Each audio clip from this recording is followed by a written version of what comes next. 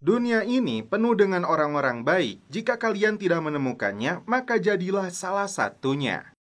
Kembali lagi bersama saya Stephen. Seperti biasa jangan lupa siapkan apa? Ya tentunya Kopai dan Utbray untuk menemani kalian dalam menonton alur cerita film ini. Selamat menyaksikan dan celepot!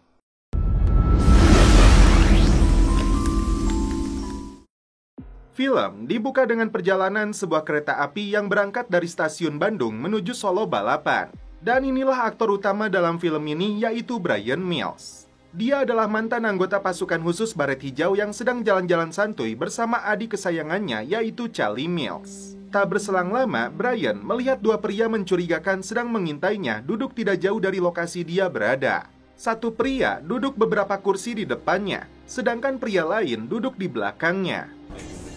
What are you doing? Bryan menyuruh Charlie untuk pura-pura mencari masalah dengan cara mengambil ransel milik penumpang lain. Kemudian dia tiarap setelah menerima kode darinya. What? No, Bryan merebut senjata pria yang di depannya untuk ditembakkan ke satu pelaku lainnya yang ternyata membawa senjata otomatis. Bryan berhasil menangkap hidup-hidup satu pelaku. Tak diduga, Charlie ikut menjadi korban akibat tembakan pelaku. Kejadian ini pun viral menghiasi stasiun televisi. Orang tua Bryan tidak kuasa menahan kesedihan atas kepergian putri mereka. Selanjutnya, kita diperkenalkan dengan tim intelijen keamanan nasional atau Covert Operation pimpinan Christina Hart. Tim menyelidiki tragedi di dalam kereta itu yang melibatkan Bryan, mantan anggota pasukan khusus yang sudah 3 kali ditugaskan di Afghanistan. Dan tugas terakhirnya yaitu di Kolombia tahun 2015 sebagai penghubung dengan pasukan khusus Kolombia dalam operasi Snow Joe untuk menangkap bos kartel bernama Carlos Meija alias El Carnicero. Operasi itu gagal menangkap Carlos, tapi Bryan berhasil membunuh putranya yang bernama Miguel, sekaligus menyelamatkan seorang agen DEA yang melakukan penyamaran bernama Mike Hall. Tim mengambil kesimpulan Bryan menjadi sasaran balas dendam bos kartel itu atas kematian Miguel. Good. This was 2 delusional maniacs. Dua orang yang mengaku pengacara bernama John dan Becca datang ke penjara untuk menemui pelaku yang ditangkap Bryan. I don't buy it. Ternyata mereka diutus seseorang untuk memaksanya meminum pil sianida. Selain karena misinya dianggap gagal, mereka tidak ingin dia membocorkan rahasia misinya itu kepada aparat. Namun pil bunuh diri itu batal diberikan karena dia mengaku berhasil membunuh gadis itu. Sedangkan si prianya memang diperintahkan untuk tidak menyentuhnya. Ternyata mereka adalah polisi yang sengaja menjebaknya agar mau mengaku. Hari itu, Bryan dan seluruh kerabatnya berkumpul di gereja untuk mendoakan Charlie. Callie was my best friend. It was Callie Mouse. Sahabat Charlie yang bernama Asya berkenalan dengan Bryan karena Charlie pernah mengatakan kakaknya seorang pahlawan perang. It's okay. Bryan mendekati sebuah mobil van hitam yang mencurigakan. Mereka kabur dan sempat menabraknya. Callie's dead because of me. Disinilah Bryan makin yakin jika mereka adalah pembunuh bayaran yang sedang mengincarnya. Dia putuskan untuk pergi merencanakan balas dendam kematian adiknya. Ternyata, tim operasi ini menggunakan alat pelacak dan penyadap untuk mengenal lebih jauh kepribadian dan masalah yang sedang dihadapi Bryan.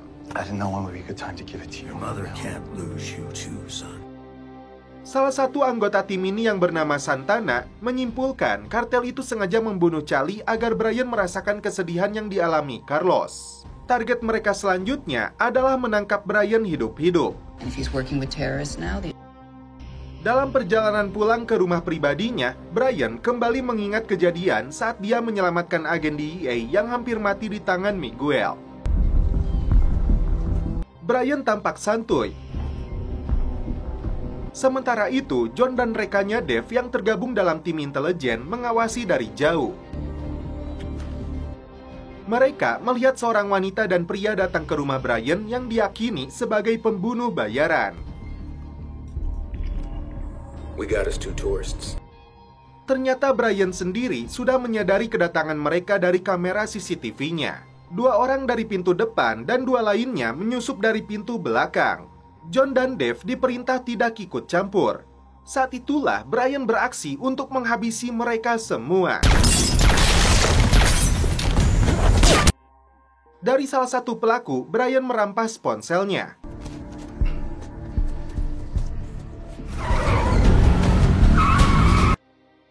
Menginap di sebuah motel, Brian menghubungi Mike yang sedang bersama Liani, putrinya. Brian? Where are you right now? Dengan mudah, tim intelijen mendapatkan informasi orang yang dihubungi oleh Brian. Brian menjelaskan apa yang terjadi kepadanya, dan kini dia berada di sebuah hotel di daerah Jersey. Dia menghubungi Mike karena khawatir menjadi target selanjutnya dari para pembunuh bayaran. Agen DEA ini bermaksud menemuinya, namun Brian menyuruhnya fokus untuk keselamatan putrinya. Brian terkejut saat melihat isi ponsel dari salah satu pelaku yang dibunuhnya bahwa dia sedang berada di dalam hotel ini. Curiga kepada si Mike, akhirnya Brian mengatakan sebuah motel bernama Biscayne. No can do. Sesuai dengan dugaannya, Mike telah berkhianat memberitahu keberadaannya kepada para pembunuh bayaran. He's on the move again. Saat Mike akan masuk ke dalam mobilnya, Brian menciduknya. My daughter, Brian, Leanne! Where is he? You serious? Ternyata mereka berdua dikejar para pembunuh bayaran.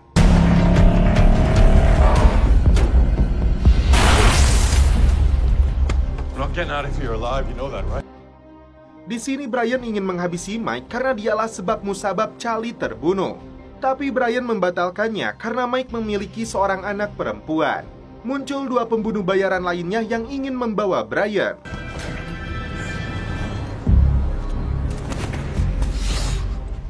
Throwing down my weapon now.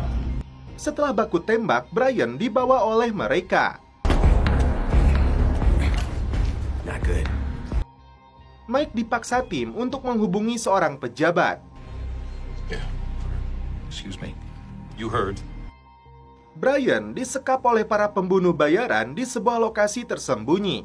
Lalu datanglah bos mereka yang ternyata pria tua yang ada di dalam kereta. Dialah Carlos Meija, bos kartel Kolombia. Putranya dibunuh oleh Brian. Karena itu, Carlos membunuh Charlie dan menangkap Brian. Ketika perutnya akan dibelek, tiba-tiba tim pasukan khusus terjun dari atas helikopter.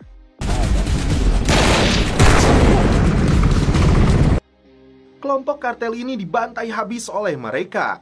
Tersisa Carlos yang menyandera Brian. Brian berhasil membalikan keadaan. Dia hampir saja akan menembaknya untuk balas dendam atas kematian adiknya. Namun, lebih dulu dicegah aparat yang menembaknya. Brian berhasil lolos dan menjalani perawatan. You were at my sister's funeral. Christina memperkenalkan dirinya kepada Brian sebagai wakil direktur khusus portofolio di kantor Direktur Intelijen Nasional yang bertanggung jawab langsung kepada Presiden. Setelah menyelidiki kepribadian dan sepak terjangnya, Christina datang untuk merekrut Brian menjadi anggota timnya. Lantas, apakah Brian akan menerimanya? It's how I still feel. None of this ever happened. Film pun berlanjut ke episode 2. Brian memulai latihan sebagai anggota dari tim intelijen nasional. Tim lapangannya berasal dari anggota pasukan elit dari mulai John, Scott, Dave, dan Rem. Masalahnya, pikiran Brian tidak bisa lepas dari kematian adiknya. Brian mengemban misi untuk menyelamatkan Sandra yang disekap kelompok kriminal.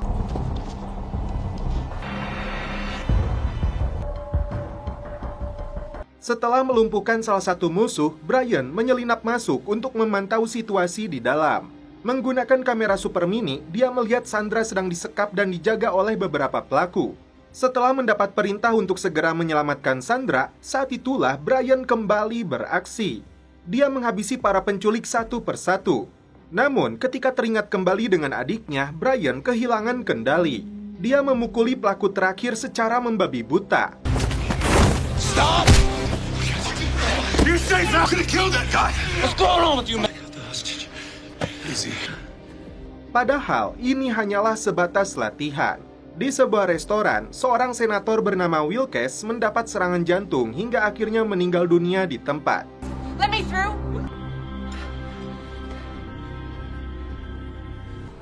This is Senator Wilkes. Mendapat informasi dari Carlos, tim pasukan khusus akan terbang ke Ukraina untuk menangkap seorang penyelundup senjata api asal Rusia. Brian cukup kecewa karena dirinya tidak diikutsertakan dalam misi ini. Christina menilai Brian belum layak diturunkan ke lapangan karena kondisi psikologisnya yang belum stabil akibat kematian adiknya. Becca memberitahu Christina bahwa Senator Wilkes meninggal dunia akibat serangan jantung. Saat menyaksikan rekan-rekannya melakukan misi di Ukraina, Brian sempat memberi peringatan setelah dia melihat adanya granat yang dilempar musuh.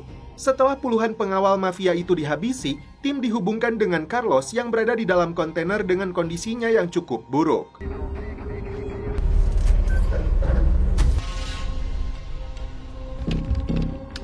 ID confirmed.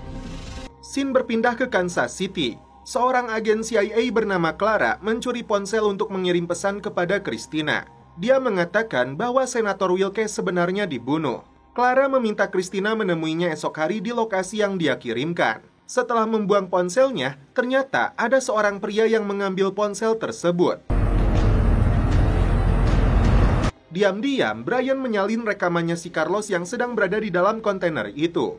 Karena tim lapangannya masih berada di Ukraina, Christina mengajak Brian untuk ikut terbang bersamanya ke Kansas, Kentucky. Brian bertugas untuk melindungi Christina dari ancaman, karena dia akan bertemu dengan agen CIA bernama Clara. Christina sangat yakin Clara akan memberikan informasi penting karena dia sudah mengenalnya sebagai intelijen hebat selama 15 tahun. Singkat cerita, Brian sudah berada di atas menara tidak jauh dari lokasi pertemuan. Dia menggunakan sniper canggih.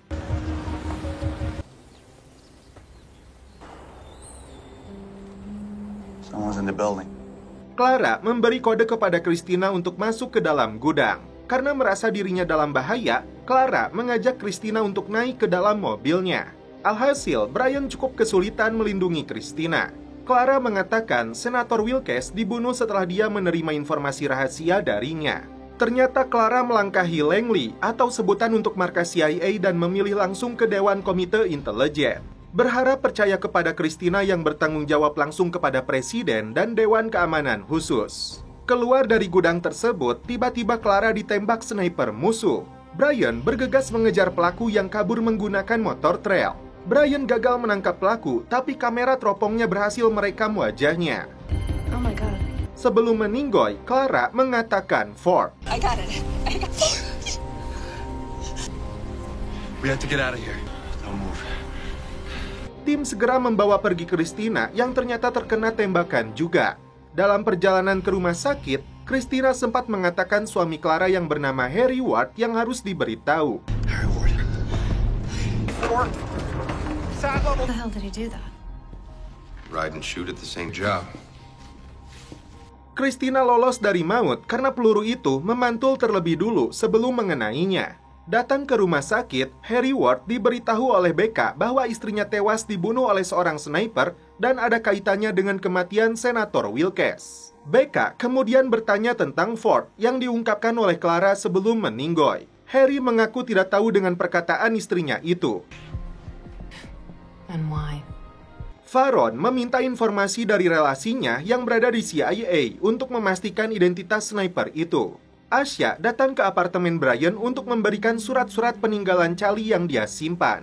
Asya yang ternyata seorang pengacara merasa heran, kenapa Charlie satu-satunya korban dari 93 penumpang kereta.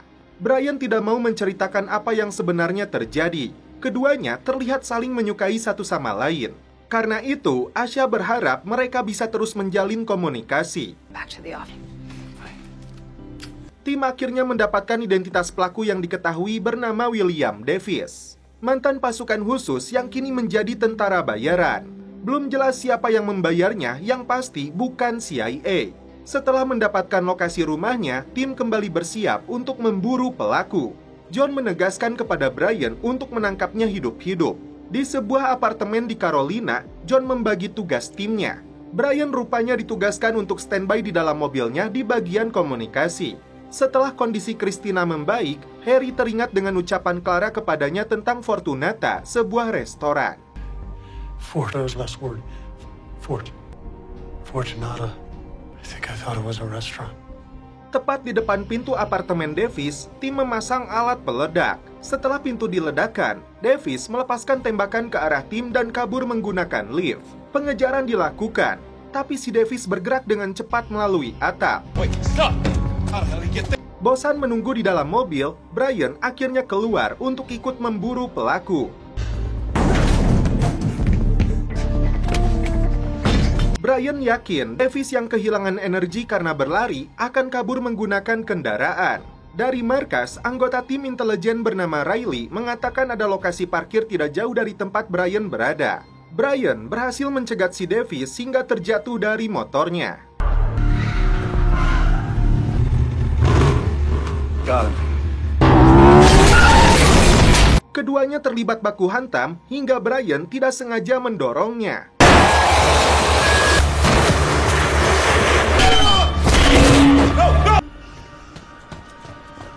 I could be wrong, but I'm pretty sure we talked kind. Davis yang masih hidup segera dibawa ke rumah sakit karena pengakuannya sangat penting untuk mengungkap kasus besar ini. Sementara itu, tim mendengar panggilan radio dari rekan-rekan si Davis. Tim sangat yakin mereka akan datang ke rumah sakit untuk membawa atau menghabisi Davis demi menjaga rahasia misi yang mereka lakukan. Terlihat ada 4 orang pria mencurigakan yang datang ke rumah sakit. Dengan bantuan petugas keamanan rumah sakit, Brian menjebak 2 di antaranya di sebuah lorong. Where's the power source? Basement. Hey, Germany. No, before. This is base. Radio check. 2 pelaku lainnya ternyata menghabisi perawat agar mereka bisa menyamar untuk masuk ke ruangan tempat Davis dirawat. Mereka berencana untuk membunuh Davis, padahal itu adalah Brian yang langsung melumpuhkan 2 pelaku ini. Mereka disekap di dalam kontainer yang berada di atas kapal. Richard Wilkes and a personal friend of mine, organization you work for. Christina sudah memegang informasi bahwa 2 tentara bayaran ini disewa oleh PBB untuk menentang saran dari pemerintah Amerika. Mereka disewa untuk melindungi LSM asing dan pekerjaan bantuan kemanusiaan yang mencoba membantu para pengungsi Suriah. Tapi, bos mereka tidak bisa menahan arus deras dari putus asa dan kemiskinan. Melakukan tindak kejahatan perdagangan manusia, khususnya wanita dan anak-anak yang diperbudak untuk dijadikan bisnis prostitusi. Mantan tentara ini tidak tahu bahwa bosnya berbuat kejahatan seperti itu. Christina lantas bertanya, siapa yang memberi perintah untuk membunuh Senator Wilkes dan Clara? Setelah diancam tidak akan pernah melihat daratan lagi, akhirnya mereka mau bicara.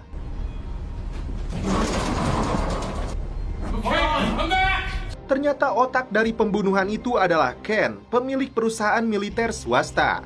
Christina dan Brian membalas dengan memberinya racun seperti yang dia lakukan kepada senator. Setelah setuju akan memberikan pengakuan penuh, medis memberinya penangkal. Details. Go ahead. Give it to him. Tidak ada pujian bagi tim intelijen ini meski kasus pembunuhan berhasil diungkap oleh mereka, karena nama mereka tidak sebesar FBI ataupun CIA. Tim menerima sepenuhnya Brian meski dia mengaku pikirannya masih dihantui oleh kematian adiknya. Brian menunjukkan video rekaman Carlos kepada Asya, bos kartel yang telah membunuh Charlie. Apakah Brian masih bertekad untuk menghabisinya? Brian, Film pun berlanjut ke episode 3. Seorang pria Timur Tengah bernama Ismat Jahat sedang bermain bola dengan anaknya yang bernama Amir di dekat rumahnya di Baltimore. Ternyata aktivitas Ismat diawasi oleh petugas pengawasan FBI. Tiba-tiba kamera pengintainya mati. Petugas minta dilakukan pengecekan karena Ismat masuk dalam daftar orang-orang berbahaya. Asya kembali menemui Brian setelah dia tahu Carlos ditahan di sel rahasianya pemerintah. Tiba-tiba Brian dipanggil markas karena adanya ancaman serangan di kota ini. Karena itu pula, Brian meminta Asya untuk tinggal dulu di apartemennya, mencegah sesuatu yang buruk, apalagi Asya menggunakan jasa angkutan umum. You're fine. I'm not gonna take no for an answer. Christina memimpin penyelidikan atas hilangnya Ismat setelah kamera pengintai milik FBI diretas. Tiba-tiba Christina merasa sedikit pening di kepalanya. Riley memberikan data track record Ismat yang berasal dari Irak. Dia datang bersama istrinya yang bernama Yasmin ke Amerika membawa anaknya Amir. Di Irak, Ismat berprofesi sebagai teknisi listrik, sedangkan di Amerika dia menjadi montir. Ismat dipantau setelah sepupunya melakukan aksi bom bunuh diri di kantor polisi Baghdad. Ismat memiliki senjata api yang dibelinya secara legal. Sesuai perintah presiden, seluruh aparat penegak hukum sedang siaga penuh mewaspadai potensi ancaman besar. Terlihat Ismat sudah mengenakan rompinya.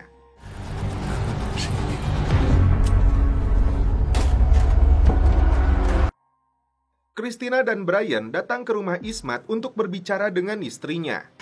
Sit. Rupanya FBI sudah lebih dulu melakukan interogasi terhadap Yasmin. Dia mengaku tidak tahu di mana suaminya berada. Padahal kemanapun dia pergi, Ismat akan memberitahu istrinya ini. Yasmin mengaku berbagai bentuk penghinaan, pelecehan hingga dikucilkan sudah menjadi makanan mereka setiap harinya. Yasmin kembali menegaskan suaminya adalah orang baik yang tidak pernah melakukan kejahatan. He owns 2 guns. Yasmin menunjukkan pistol milik suaminya yang dibeli secara legal hanya untuk melindungi diri. Tiba-tiba Amir menghilang. Brian melihatnya mengambil pistol yang disembunyikan di atas pohon. Brian mengejar bocil itu hingga masuk ke dalam aula minta pertolongan kepada beberapa pria. FBI? Brian terpaksa melumpuhkan mereka untuk mendapatkan ponselnya. Amir mengatakan ayahnya dibawa oleh orang sepertinya. Saat bertugas di Irak, ternyata Brian pernah berhadapan dengan bocil yang membenci Amerika, melemparinya dengan bom Molotov. Dari ponselnya Amir, tim menemukan video penculikan Ismat yang dilakukan 2 pria Amerika. Siapakah mereka ini?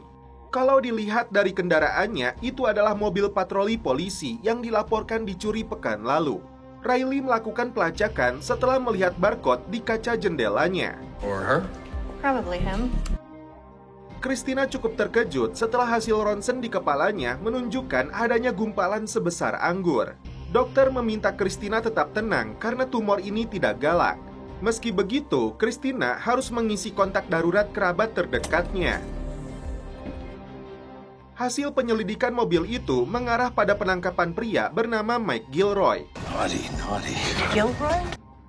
Ternyata dia adalah mantan agen khusus yang menangkap pembunuh berantai bernama Jim Reynolds. Psikoplok yang kini mendekam di penjara dengan keamanan tingkat tinggi.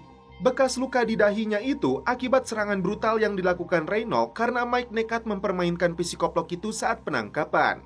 Setelah cukup lama menjalani perawatan, Mike memutuskan untuk mundur dari FBI.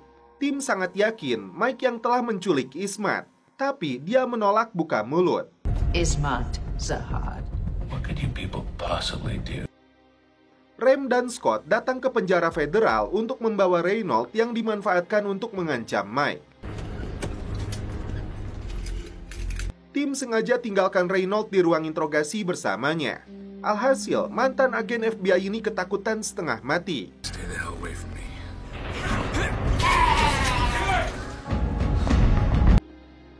Christina melaporkan hasil penyelidikannya ini ke Dewan Keamanan Khusus. Ternyata tujuan Mike adalah memaksa Amerika untuk membuat kebijakan luar negeri yang kembali berperang. Jika menolak, mereka mengancam akan melancarkan serangan yang Mike sendiri tidak tahu kapan dan di mana. Karena dia hanya ditugaskan seseorang yang punya jabatan penting. Operational security. Has anyone advised the president to... Tiba-tiba, Christina mendapat ancaman serangan yang akan dilakukan tepat di jantung ibu kota. Tim pasukan khusus bergerak ke lokasi. Anyone in there? Ternyata, Brian menemukan Ismat sudah disekap dengan rompi peledak menempel di badannya.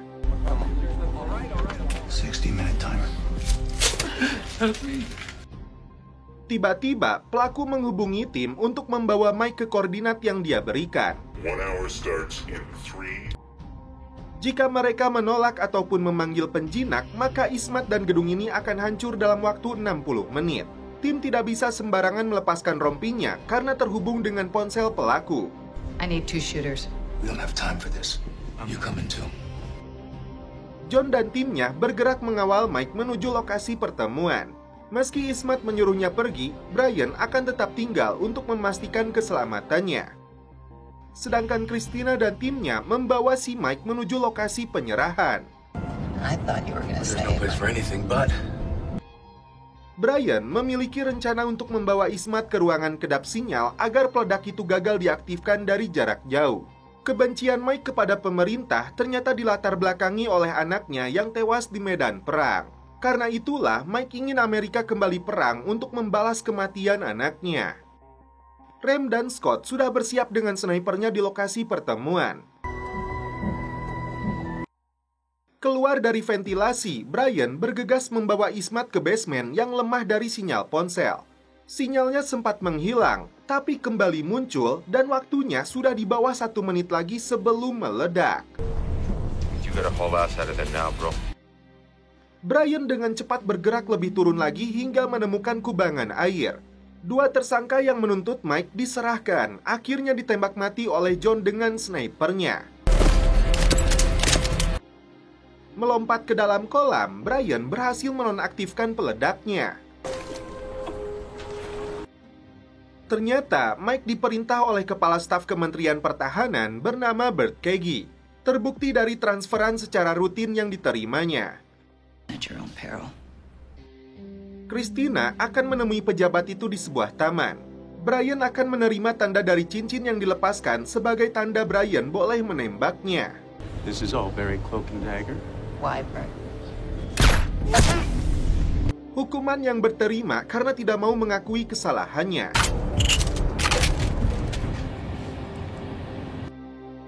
Mike sendiri akan diserahkan kepada FBI untuk mempertanggungjawabkan perbuatannya. Asya merasa lega karena Brian pulang dengan selamat. Would you mind if I... Sementara itu, Christina mulai dekat dengan Harry Ward. One day at a time. We could. I don't think I could bear losing you. Brian kembali ke rumah Ismat. Dia disambut dengan baik, bahkan diajak main bola oleh Amir. Dan setelah itu, film pun berlanjut ke episode 4. Riley melakukan komunikasi dengan salah satu pegawai penting Ingersoll Pharmacy bernama Daniel. Daniel ini memiliki bukti penting kejahatan yang dilakukan perusahaannya yang telah memproduksi obat yang justru mengakibatkan 4 tentara tewas. Daniel mengambil resiko besar untuk memberikan buktinya kepada Rim OPS meski keselamatan dirinya ikut terancam. Karena itu, esok pagi Riley janjian bertemu dengannya seorang diri. Setahun terakhir, Daniel rutin melakukan komunikasi dengan Riley hingga timbul kepercayaan dan keyakinan untuk menghentikan Ingersoll Pharmacy. Oh, he's for real, all right. This drug is killed.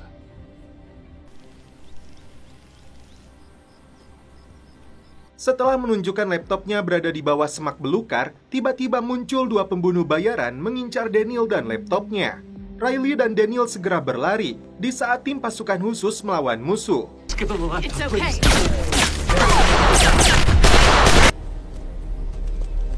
Daniel dan Riley berhasil diamankan, namun ternyata putrinya ditangkap oleh mereka. You're safe now. We got my daughter. Daniel yang ketakutan berniat menyerahkan laptop itu kepada mereka, tapi ditolak dengan tegas oleh Christina. Sebelum putrinya selamat, Daniel tidak mau memberikan kode enkripsinya kepada tim. About my daughter. Demands are first. But you know what the demands are gonna be. Of course. Men, She manipulated. Just get my daughter back. Shut down. Asya berkenalan dengan tetangga barunya bernama Elena. Tim melihat rekaman CCTV yang menunjukkan 2 pelaku telah menculik putri Daniel dalam waktu yang cepat. Asya dikejutkan dengan kemunculan seorang penyusup berada di dalam rumahnya. Yeah, hey, there's been a break-in. Tim mulai mempersiapkan diri setelah pelaku memaksa Daniel menyerahkan laptop itu seorang diri di sebuah lokasi. Anything, please. In your pocket. Keep a hand on the phone at all times. You think you could just say that and Check. That's flu shot. Echinacea, baby. All They said alone. That's all they're gonna... Polisi yang datang ke rumah Asya mengatakan kasus penguntitan dan pelecehan seringkali terjadi di wilayah ini. Karena itu, polisi menyarankan Asya menginap di tempat kerabatnya dulu sampai situasi aman. Di sebuah taman bermain, tim melihat puluhan orang mencurigakan dari mulai pria hingga wanita yang berpura-pura membawa anjingnya dengan roda bayi. Dog lady. Got him. Hands. Scott merampas pistol dari roda bayinya. Sementara itu, Daniel melihat putrinya yang bernama Matty dibawa oleh mereka. Merasa kalah jumlah dan bisa membahayakan anak-anak di sana, Christina memutuskan untuk membatalkan misi penyelamatan Matty. Daniel kembali dibawa masuk ke dalam mobil, sedangkan Brian mengejar tersangka yang membawa Matty. Salah satu tersangka berhasil ditembak, namun sialnya Matty kembali dibawa kabur para pembunuh bayaran.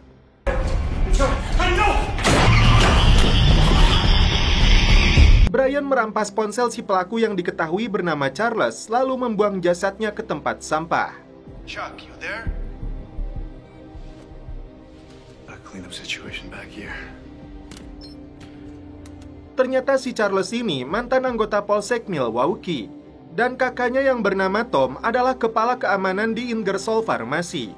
Tim menghubungi si Tom untuk mengatur pertemuan ulang di sebuah lokasi, melakukan pertukaran laptop itu dengan Matty. Is Maddie there?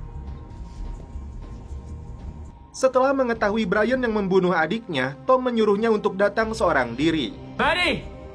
At first light. The underpass between Junction 9 and 10 on 394. Asya meminta bantuan Brian untuk menginap di rumahnya beberapa hari setelah peristiwa kemarin.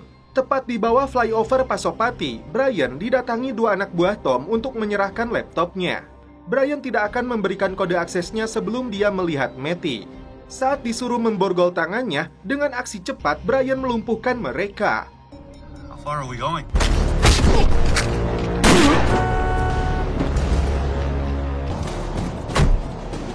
Dia gunakan petunjuk arah dari ponsel mereka untuk menuju sebuah lokasi. Satu pelaku yang masih hidup dipaksa Brian untuk menjawab panggilan Tom. On site? Yeah. Gets the girl. Dia mengaku hanya ada 4 rekannya yang mengawal Matty di atas bangunan itu. Brian menyalakan woodbrainnya untuk diletakkan di atas tangki bensin. Dia hanya punya waktu 3 menit untuk keluar dari mobil itu jika ingin selamat. Tiba di dekat tangga, Brian menggunakan alat penyetrum untuk menghabisi para pembunuh bayaran itu. 2 penjahat berhasil dilumpuhkan Brian.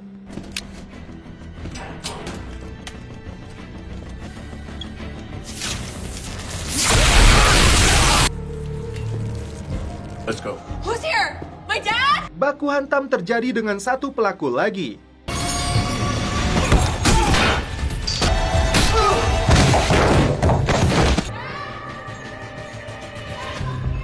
Brian mencegat musuh lainnya saat melihat Matty sedang dikejar.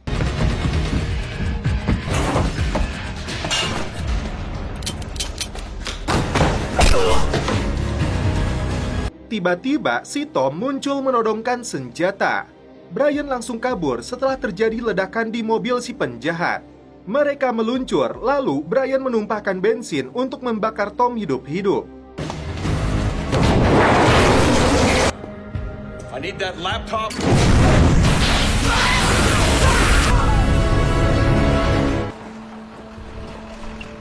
Maddie!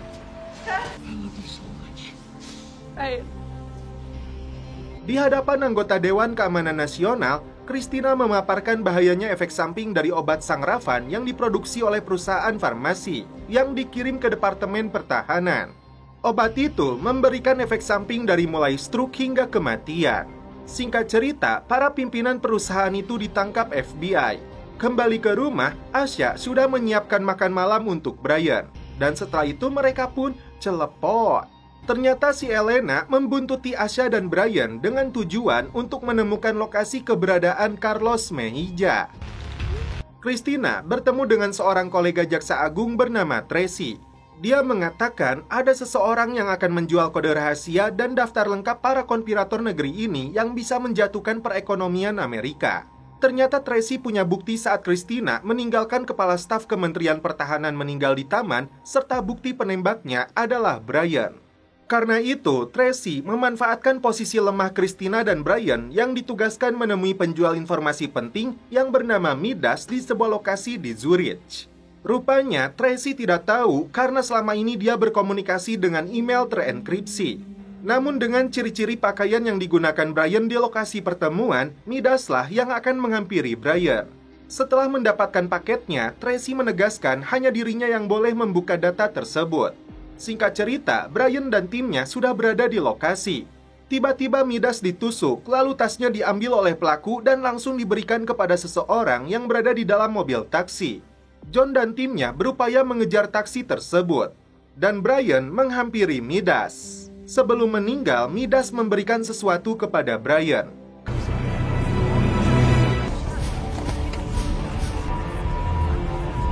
I say again, package is gone. Christina tidak mau memberikan datanya sebelum Tracy mengatakan apa yang sebenarnya terjadi. Kembali ke rumah, Elena pura-pura tangannya tersayat agar rekannya bisa masuk ke rumah Asya untuk meretas sistem keamanan rumahnya. Becca dan Rem pura-pura sedang selfie setelah melihat pria tua yang menjadi dalang pembunuhan Midas. Setelah dilakukan penelusuran, ternyata pria ini bernama Byron Ken yang bekerja untuk CIA dan dinyatakan tewas tahun 2008. Ternyata barang yang diberikan Midas adalah nomor brankas di sebuah bank di Swiss. Sedangkan kunci brankasnya ada di tangan si Byron. Sebelum Byron lebih dulu mendapatkan paket pentingnya, Rem mengusulkan untuk membobol banknya layaknya kawanan perampok profesional.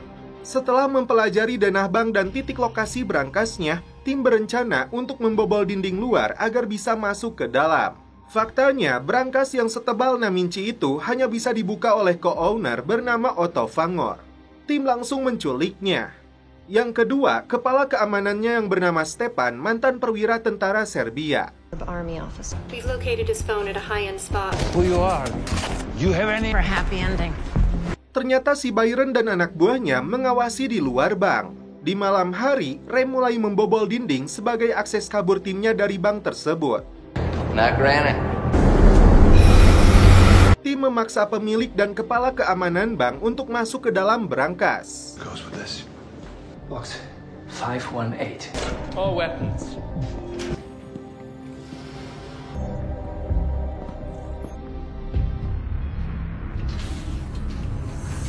Now, you have... Ketika Stepan disuruh membuka salah satu laci boxnya, ternyata ada 2 pistol di sana.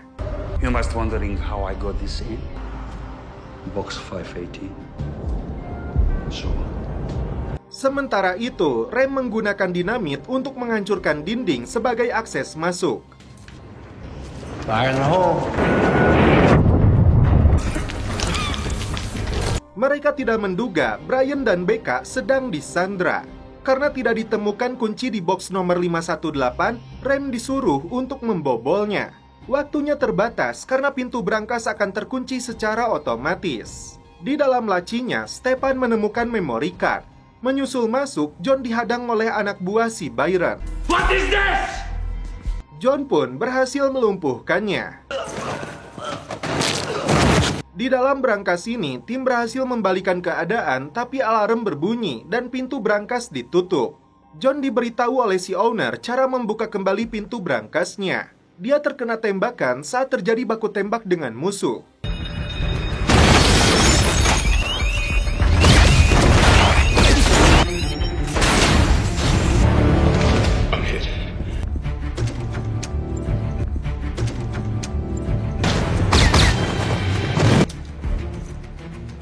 John segera dibawa pergi oleh Brian dan timnya.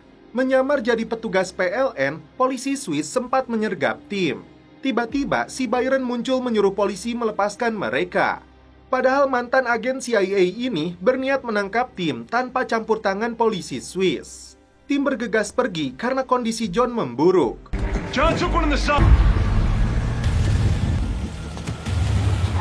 Aksi kejar-kejaran pun terjadi.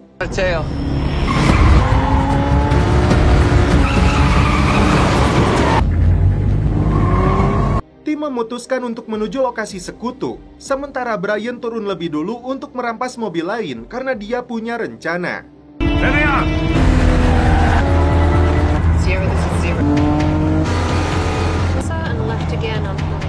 Setelah tim aman, pasukan khusus Swiss langsung mencegat si Byron. Dan dia tidak bisa kabur karena Brian mencegatnya. Singkat cerita, tim kembali pulang membawa John di atas kursi roda. Rekannya Elena diam-diam memasang kamera tersembunyi di dalam rumahnya Asya. Brian pun diam-diam membuka isi memory card-nya dan ternyata isinya bukti hubungan sejenis antara si Midas dan Tracy. Brian heran kepada Christina, apa hubungannya data penting ini dengan ancaman besar runtuhnya perekonomian. Christina marah besar kepada Tracy karena cuma ini yang dia inginkan. Bahkan anak buahnya hampir kehilangan nyawa. Kini kondisi berbalik, Christina yang memaksa Trey untuk mengajukan dakwaan kepada Dewan Keamanan Nasional untuk para penjahat konspirator. Yang kedua, dia harus mengakui perbuatannya kepada Gabby, istrinya. Elena memperhatikan Brian yang sedang melihat kembali lokasi kontainer tempat Carlos ditahan. Tentu saja, ini dimanfaatkan dia untuk mencatat nomor kontainernya. Dan setelah itu, film pun berlanjut ke episode 6. Scene berpindah ke Rusia. Seorang intelijen Rusia bernama Yuri menjalin perselingkuhan dengan seorang istri kolonel tentara Rusia bernama Tajana. Tajana takut apabila suaminya sampai tahu dia akan membunuh mereka. Yuri meyakinkan Tajana bahwa CIA akan membantu melindungi mereka.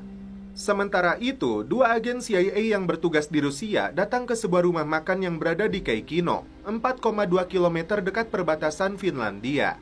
Tujuan mereka untuk menemui Yuri yang berencana membelot. Namun mereka merasa ada sesuatu yang tidak beres karena Yuri tidak ada di sana. Tiba-tiba pasukan Rusia datang mengepung mereka. Apakah misi mereka bocor ataukah Yuri yang telah menjebak mereka?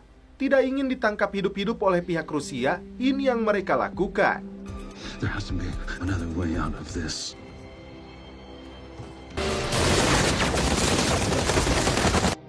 Scene berpindah ke markas Dewan Keamanan Nasional Amerika. Wakil Kepala Stasiun CIA untuk Moskow yang bernama Gretchen membeberkan 2 agennya yang tewas yang sebelumnya berencana mengeluarkan Yuri dari Rusia. Apakah Yuri telah menjebak mereka? Itu yang harus diusut. Is it possible Yuri set them up? Tim kembali mendapat panggilan dari markas untuk kembali beraksi. Namun minus John yang belum pulih dari cedera. Pastor George sekaligus kakaknya menceritakan kepada John anak yang tewas ini ditabrak. Terkait kelompok geng kru 52 yang menggunakan anak-anak sebagai pengedar. George tidak mau melapor kepada polisi karena menurutnya itu sia-sia. Dia lebih memilih menggunakan pistol. Singkat cerita, tim sudah berada di Rusia untuk menangkap Yuri. Tiba-tiba ada sebuah mobil yang mengejar tim. Diduga itu adalah agen Rusia yang akan membunuh Yuri. Yuri bersumpah dirinya tidak pernah menjebak 2 agen CIA itu. Brian akhirnya menghabisi agen Rusia itu meski resikonya sangat besar. Karena menembak agen Rusia di tanah Rusia sama saja dengan tindakan perang. Ternyata itu adalah rem yang berpura-pura mengejar tim untuk menakuti Yuri. Tim terkejut karena Yuri menolak meninggalkan Rusia tanpa kekasihnya, yaitu Tajana. Masalahnya, Tajana adalah istri dari atasan Yuri yang bernama Kolonel Sergei. Masalah makin rumit karena bisa saja Tajana yang membocorkan rencana pembelotan Yuri kepada suaminya. Varon mendapat informasi dari intelijen Jerman bahwa aktivis suku Chechenen diculik dan dibunuh oleh Sergei bulan lalu. Tim mendapat perintah dari atasan untuk menjemput Tajana di rumahnya. Demi menyamarkan identitasnya sebagai anggota intelijen Amerika, Brian belajar bahasa Chechenen agar Sergei beranggapan Brian sedang menjalankan rencana balas dendam saat masuk ke rumahnya. Agar Tajana percaya, Yuri memberikan kalung pemberian Tajana kepada Becca. 2 prajurit yang mengawasi kamera pengintai dilumpuhkan terlebih dulu. Divisi Direktur CIA Eropa Timur yang bernama Brent Pop diajak atasannya ke markas OPS. Mereka menyaksikan langsung operasi penjemputan Tajana. Christina mulai curiga kenapa Gretchen tidak memberitahu bahwa Sergei akan pulang ke rumahnya. Alhasil, terjadi pertarungan antara Brian dengan kolonel Rusia itu. Brian berhasil melumpuhkannya. Tim mendapat masalah baru karena ternyata Tajana sedang hamil tua. Tim membawa mereka ke tempat persembunyian CIA di Rusia. Meski Yuri mengaku memberitahu Tajana tentang Koikinov, namun dia sangat yakin tidak mungkin Tajana berkhianat. Karena faktanya juga, anak dalam kandungan Tajana adalah anaknya Yuri. Di markas ini, Brian menemukan beberapa barang yang bisa digunakan untuk menjebak musuh yang bisa kembali muncul tiba-tiba. John menemui 3 anggota gangster yang memanfaatkan anak-anak untuk menjadi pengedar. Tidak mempan dengan cara halus, John memberi peringatan keras kepada mereka. Last time I tell you that. Apa yang ditakutkan Brian terbukti. Beberapa musuh datang menemukan keberadaan mereka. Brian menyarankan untuk menghubungi pengusaha minyak bernama Oscar yang berada di Finlandia untuk minta bantuan helikopter. Brian sangat akrab karena ia yang memasukkan putrinya ke Harvard. Saat tim membawa Tajana pergi, mereka dikejar oleh pihak Rusia. 2 pelaku mampus setelah terkena jebakan yang dibuat Brian. Sisanya berhasil dihabisi karena ternyata Becca menyamar menjadi Tajana. Riley mulai meragukan Oscar yang disebut Brand. Begitupun Christina yang sepertinya tidak percaya kepada Gretchen. Diam-diam, John dan Farrow masuk ke rumah Gretchen untuk mencari bukti pengkhianatannya. Mereka ambil beberapa dokumen rahasia di dalam laptopnya. Farrow menemukan bukti Gretchen sedang terlilit hutang karena ibunya sakit. Sementara itu, tim melapor kepada Christina. Mereka hampir sampai di landasan helikopter sesuai arahan Brand. Christina mengingatkan kejadian di Srebrenica yang tidak boleh terulang. Dengan menunjukkan kartu identitasnya sebagai agen SVR atau intelijen Rusia, Yuri minta 2 orang preman Rusia untuk membantunya. Tiba di landasan, ternyata tentara Rusia langsung menyergap tim. Namun ternyata mobil itu dibawa 2 orang Rusia tersebut. Yang menjadi pertanyaan, siapakah pengkhianatnya? Gretchen diinterogasi oleh John karena tim beberapa kali dijebak. Dari mulai Sergei yang tiba-tiba muncul hingga rumah aman CIA yang direkomendasikannya ternyata bocor juga. Sergei ditangkap oleh Brian untuk dimanfaatkan oleh tim agar bisa keluar dari wilayah Rusia. Brian terkejut karena Christina melepaskan Gretchen dan justru dia sendiri yang diinterogasi. Christina yang cerdas sudah menarik kesimpulan karena Gretchen tidak mungkin berkhianat sementara dia sendiri masih kesulitan uang. Brian tidak bisa mengelak lagi karena dia yang merekomendasikan helikopternya. Dan dia juga yang mengatur agar Sergei kembali ke rumahnya saat tim menjemput Tajana. Christina memberi pilihan, menanggung malu di depan putranya atau memilih bunuh diri dengan suntikan itu. Ini hukuman karena dia penyebab tewasnya 2 agen CIA. Ternyata cairan dalam jarum suntik itu tidak berbahaya. Brian mengaku ini semua karena dia tergiur dengan uangnya. Tim berhasil melewati perbatasan Rusia karena membawa si Sergei yang berada dalam ancaman pistol. Dan setelah itu, film pun berlanjut ke episode 7. Brian belum menyadari rumahnya telah dipasangi kamera tersembunyi. Riley menyodorkan informasi penting kepada bosnya. Mafia bernama Thomas Vitek terdeteksi keluar dari tempat persembunyiannya dan kini berada di Montreal, Kanada. Saat itu juga, Riley ditugaskan menghubungi Brian dan menyiapkan helikopter. Christina menjemput Brian, dan rupanya si Thomas ini pemasok senjata militer dari kelompok pembenci pemerintah untuk dijual kepada kelompok separatis dan juga kartel Carlos. Jadi senjata yang digunakan untuk membunuh adiknya Brian berasal dari Thomas. Terbang ke kapal kargo, Brian dipercaya oleh Christina untuk mendapatkan informasi dari si Carlos. Jika mengikuti hawa nafsunya, mantan anggota pasukan khusus ini ingin sekali membunuhnya. Carlos menolak melihat fotonya Thomas. Karena menolak, Brian mengancam akan memindahkannya ke penjara federal karena dia sudah tidak berguna lagi. Akhirnya, si Carlos buka mulut. Dia mengatakan Thomas berada di Montreal, Kanada, karena yakin ada seseorang yang membutuhkan senjata dalam jumlah besar. Singkat cerita, tim OPS sudah berada di Quebec, Montreal. Tim melihat Thomas pergi bersama 2 orang pengawalnya. Tidak seperti biasanya, Christina ikut terjun langsung dalam misi ini bersama timnya. Tim melihat beberapa orang mencurigakan ada di lokasi. Tak berselang lama, datang 3 mobil. Pria botak turun menemui Thomas. Christina terkejut saat melihat bosnya yang berada di dalam mobil. Dia adalah Jimmy Dunn, pembelinya Thomas. Tidak mau kehilangan mereka, diam-diam Brian memasang alat pelacak di salah satu mobil mereka meskipun Christina melarangnya. Kembali ke markas, Christina mengingatkan Brian bahwa Jimmy bukan sembarang mafia. Tahun 2006, FBI telah menyeret Jimmy dalam 36 dakwaan dari perdagangan senjata hingga pembunuhan. Tapi dia berhasil lolos dari sergapan FBI kemudian menghilang. Sebenarnya tim punya 2 target yang sama-sama bernilai tinggi. Tapi mafia mana dulu yang akan mereka tangkap? Brian mengusulkan untuk menangkap Thomas terlebih dulu sebagai jalan pintas untuk menangkap juga Jimmy dan persenjataannya. Tim menangkap anak buah si Thomas yang disuruh membeli kopai. Aksi Dave yang menyusup dari belakang rumah rupanya dilihat juga oleh polisi Kanada yang sedang melakukan pengintaian. Tim berhasil menciduk si Thomas. How you doing today? Tapi saat keluar, tim berhadapan dengan polisi Kanada. Tim berpura-pura mengaku dari GSG-9 atau Satgas Anti-Terornya Jerman yang melakukan kerjasama dengan intelijen Kanada.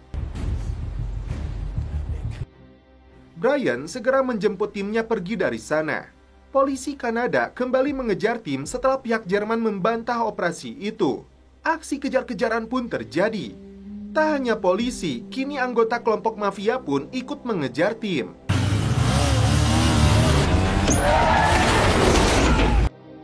Tim turun mengganti mobilnya, sedangkan Brian memutuskan untuk mengalihkan musuh agar mengejarnya. Sialnya, Brian terjebak dan ditangkap oleh mereka.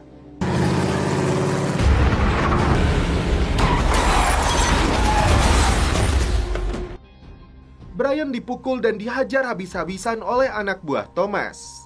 Di sini, dia mengingat kembali latihan bertahan hidup dari berbagai siksaan agar pikirannya tetap fokus.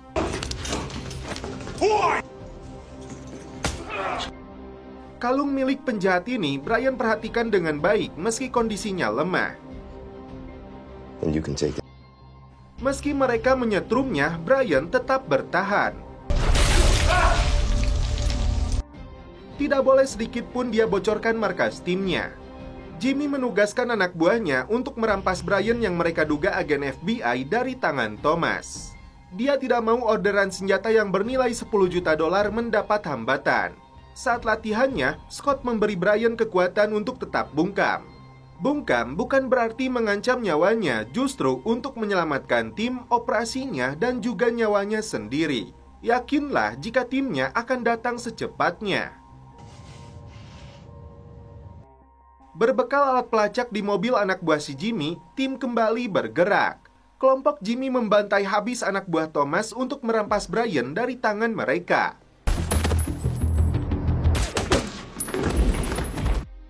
Saat dilepaskan, diam-diam Brian mengambil kalungnya. Tak main-main, anak buah si Jimmy ini menggunakan alat deteksi kejujuran untuk mengetahui identitas Brian. Dari beberapa pertanyaan yang dilontarkan, Brian lebih banyak menjawab tidak. Hanya mantan prajurit yang ingin membalas kematian adiknya. Pria ini mulai percaya kepada Brian. Saat dia meminta utbray, Brian pun bangkit.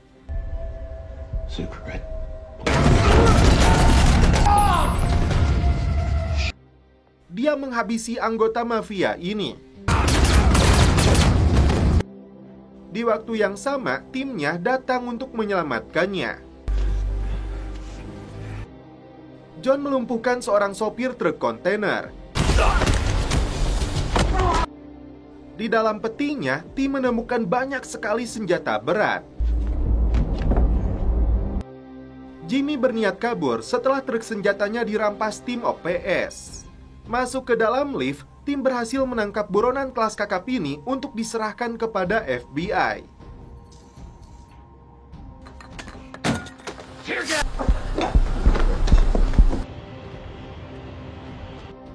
Brian makin paham dengan kebersamaan dalam tim dan menghilangkan sifat egonya. Untuk pertama kalinya, Brian makan malam dengan orang tua Asa, bukti keseriusannya terhadap putri mereka. Thank you for your service. Dan setelah itu, film pun berlanjut ke episode 8. Seorang intelijen Mossad dari Israel bernama Leah mendarat di Washington DC. Petugas memanggil karena kacamatanya tertinggal. Di waktu yang sama, Brian sudah berada di bandara menjemputnya. Terlihat seorang pria mencurigakan hampir mendekati Leah. Where's Leah? Tim melihat sebuah mobil membuntuti mereka. Black Audi? Hopefully nothing. Saad? Saad doesn't know I'm here. Clear. For now. Leah meminta perlindungan karena nyawanya terancam. Tapi dia hanya akan memberitahu masalahnya kepada Christina. Saat terjadi kemacetan, tim turun dari mobil untuk menyergap pelaku. Ternyata mobilnya kosong, begitupun dengan Leah. Leah pergi ke tepi sungai.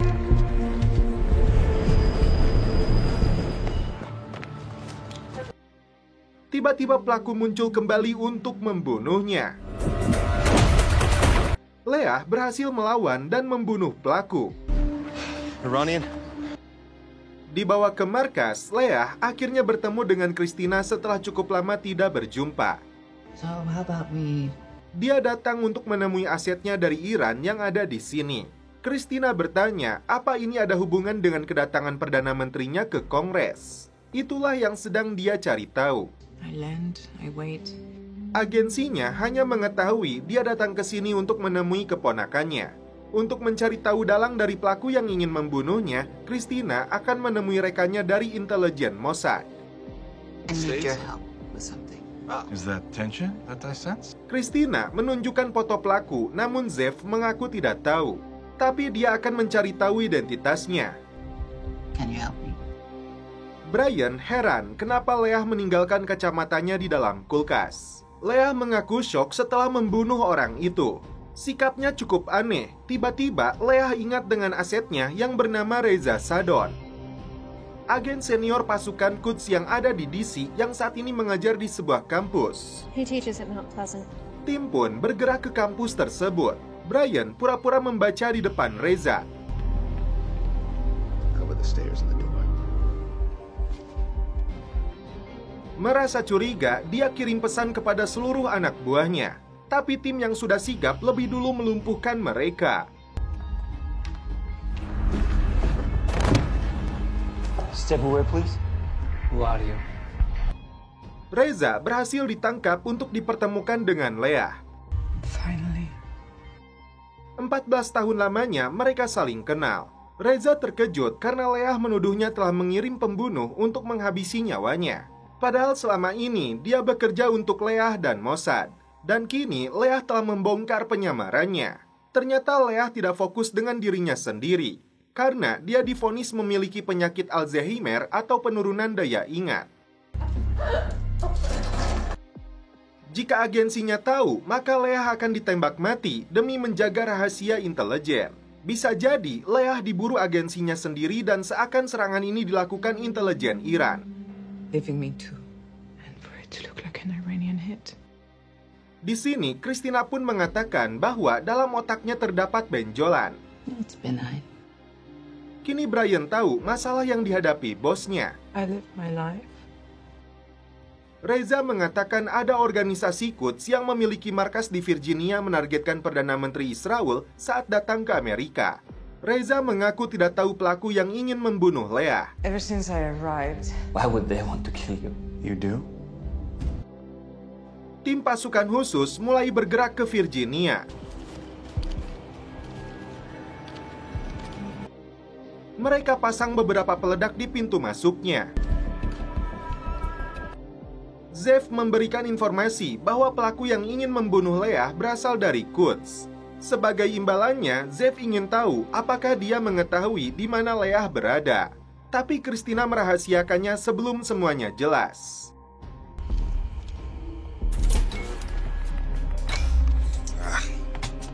Setelah pintunya diledakkan, tim menyergap dan menangkap para pelaku yang berencana menembak jatuh pesawat Perdana Menteri Israel di Amerika. You were gonna pin it on a terrorist organization.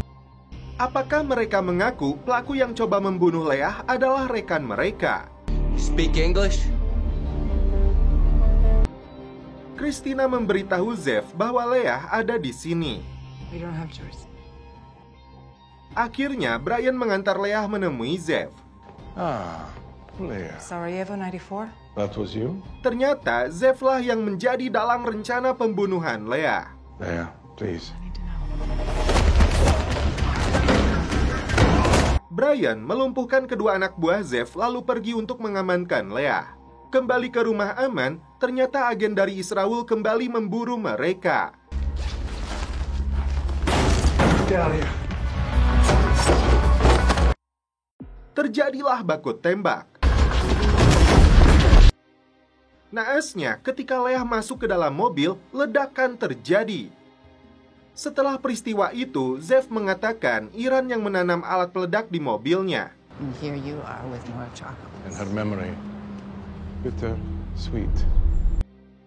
Setelah menemukan kacamata kuning dalam lemarinya, Brian sadar Leah masih hidup.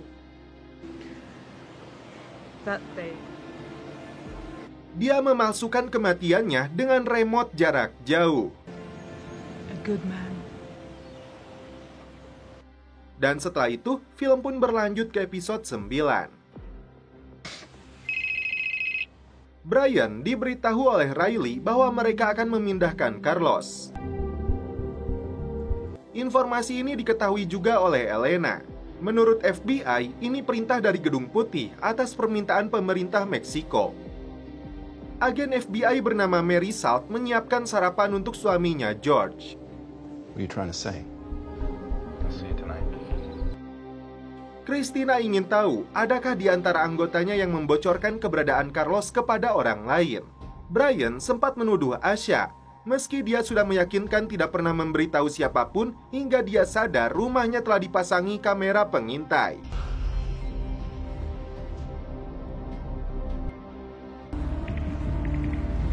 George diculik oleh anak buahnya Elena. What is it? These people. Brian meminta maaf karena telah menuduh Asha.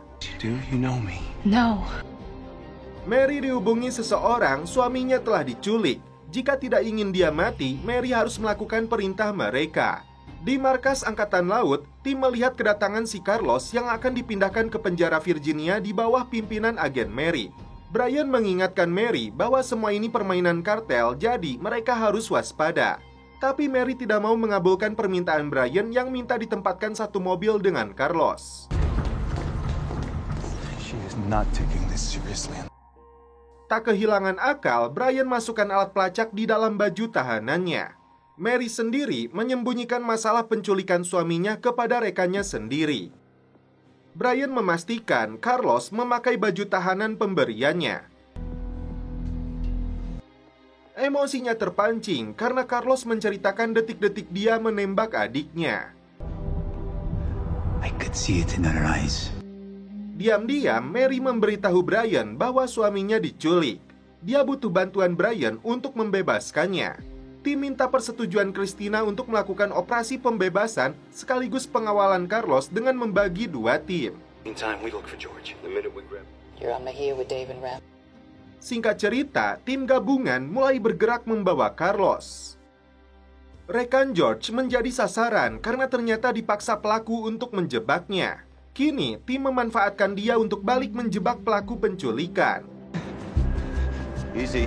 Drop your weapon. Setelah berhasil ditangkap, ternyata ada seseorang yang menembak pelaku dari dalam mobil yang kabur.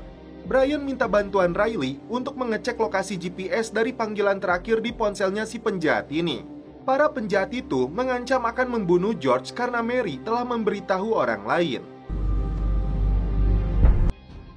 Brian mulai bergerak setelah mendapatkan lokasi yang diduga tempat George disekap. Tim sengaja memborgol rekannya Mary karena musuh telah menyandera George. Mereka bergerak ke lokasi pertemuan.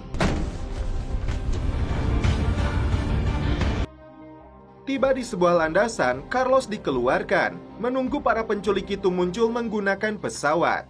Get me on the plane and you'll see me again. She's pulling Mejia. Khawatir dengan keselamatan suaminya, Mary langsung membawa Carlos untuk diserahkan kepada mereka. Oh, stop. Think about what you're doing.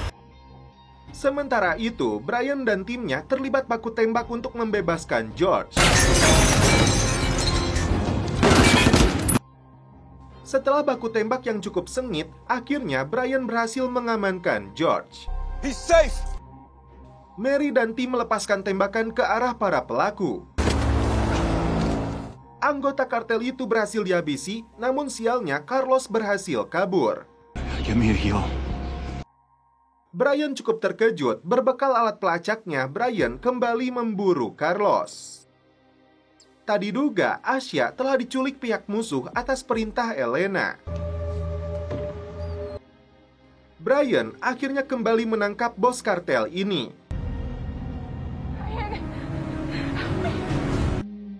Tapi terpaksa dia lepaskan lagi setelah mendapat kabar buruk diculiknya Asya. You really want to see her die too, huh? Talk soon. Dan setelah itu, film pun berlanjut ke episode 10. Tim OPS sudah mendapat informasi penculikan terhadap seorang pengacara wanita bernama Asya Flynn yang dilakukan anteknya Carlos. Masalahnya, Asya sedang menjalin hubungan dengan Brian, sedangkan Brian sendiri tidak diketahui keberadaannya. Christina minta anak buahnya menghentikan Brian yang mereka yakini sedang berjuang untuk menyelamatkannya. Ini demi kebaikan Brian sendiri. Ternyata Brian sedang menumpang mobilnya Edo untuk menuju Texas. What about you? Any hidden talents? If you don't mind me asking, you and Someone took my girlfriend. I hope you find her. Asya mencoba kabur saat masuk ke dalam toilet, namun tidak ada jalan keluar. Carlos memaksanya menghubungi Brian untuk memancing mantan anggota pasukan khusus ini mengejarnya hingga ke Meksiko. I need you to listen very carefully. I will find you. Stop me now. Seorang tukang cukur yang menjadi anteknya Carlos dipaksa buka mulut untuk mengatakan cara Carlos melintasi perbatasan Texas. You saying he's a rat? So who else does he know down? Video ancaman Brian ini rupanya terdeteksi oleh FBI. Pejabat FBI ini menekan Christina untuk menarik mundur Brian apapun alasannya. Karena bos kartel itu kini menjadi wewenangnya, perintah langsung dari Gedung Putih. On the White House. Rupanya, Carlos mendapat bantuan dari mantan istrinya agar bisa kembali ke Meksiko. Informasi yang beredar, mantan istri Carlos yang bernama Alicia itu bundir setelah anaknya ditembak oleh Brian. Ternyata Alicia memalsukan kematiannya. Saat itu juga, Christina dan timnya terbang menggunakan jet pribadi untuk menuju El Paso, Texas. Brian menemui Alicia di salah satu sekolah untuk minta bantuannya karena kini Carlos sedang menculik wanita tidak bersalah. Selama ini, Alicia menyelundupkan anak-anak Meksiko yang terlantar masuk ke wilayah Amerika. Brian yakin cara ini juga yang dilakukannya untuk membantu Carlos setelah ditinggalkan sekutu-sekutunya. Meski Brian sudah membunuh anaknya, tapi demi kemanusiaan, Alicia bersedia membantunya. Ternyata keberadaan Brian sudah diketahui oleh timnya.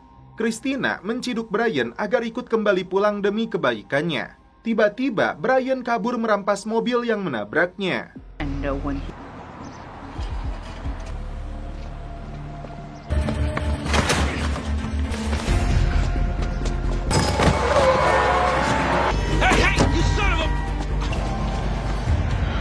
Tiba di sebuah lokasi, Carlos membayar 2 orang penjaga terowongan untuk menyeberang ke Meksiko.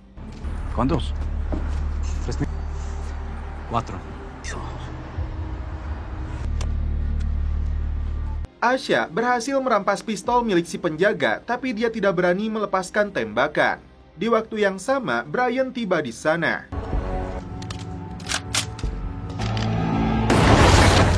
Dia mengelabui 2 penjaga itu, lalu masuk ke dalam terowongan untuk mengejar Carlos dan Elena yang membawa kabur Asya. Terjadi baku tembak dengan si Elena yang mencoba menghadang Brian. Anteknya si Carlos ini akhirnya mampus diterjang timah panas.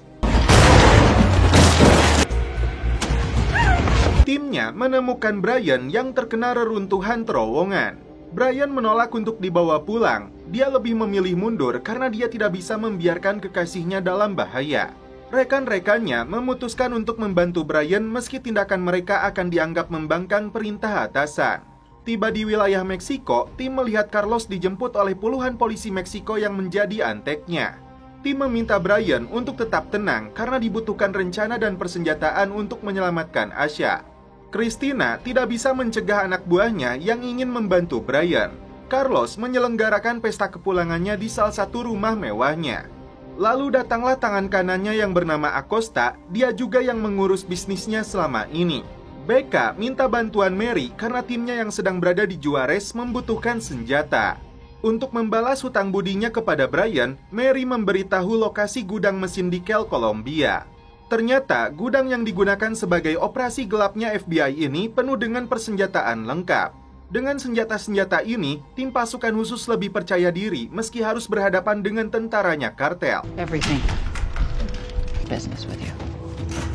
Singkat cerita, skuad pasukan khusus sudah menyusup ke dalam markasnya Carlos. Seorang aparat Meksiko yang berjaga di luar dihajar.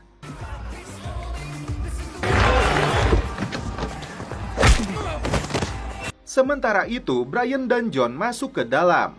Satu persatu anak buah Carlos yang bertugas menjaga rumah ini dihabisi. Terlihat dua lainnya sedang mencari rekan mereka. Carlos pergi setelah mendapat bisikan dari anak buahnya. Kesempatan ini dimanfaatkan Asya untuk menyelinap kabur, namun anak buah Carlos menghadangnya.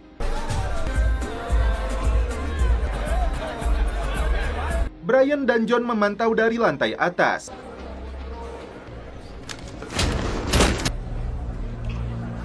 Melihat Carlos dan Asya sedang duduk di meja makan.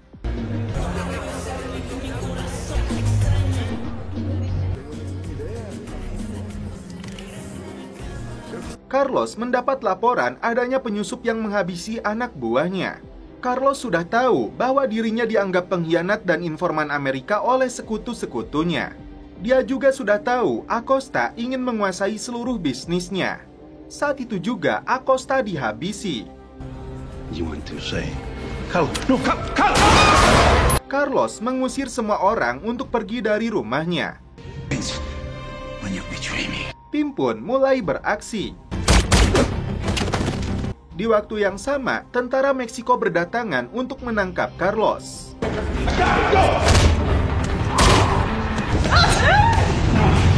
Christina meminta timnya menghubungi duta besar untuk memastikan anak buahnya tidak menjadi sasaran.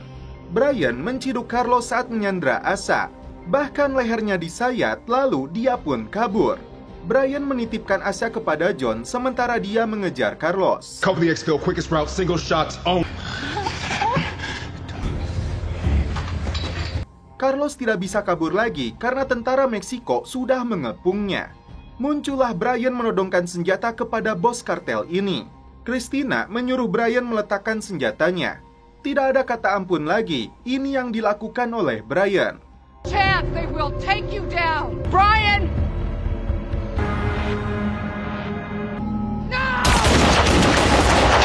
Carlos akhirnya tewas, begitupun dengan Brian yang ambruk diterjang timah panas tentara Meksiko. Brian akhirnya dibawa pergi oleh mereka. Singkat cerita, Christina bertemu dengan direktur FBI. Christina sudah tahu FBI menjebak agen untuk menjual senjata kesaingan kartelnya Carlos. Tindakan ilegal ini akan membahayakan karirnya jika Christina membawanya ke Dewan Keamanan Nasional.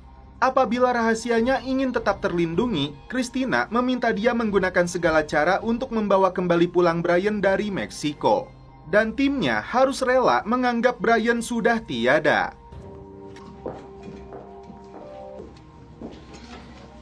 Asya berhasil selamat dan kini sedang menjalani perawatan. Di samping itu, Brian mendekam di penjara Meksiko. Dan setelah itu, film pun berlanjut ke season 2.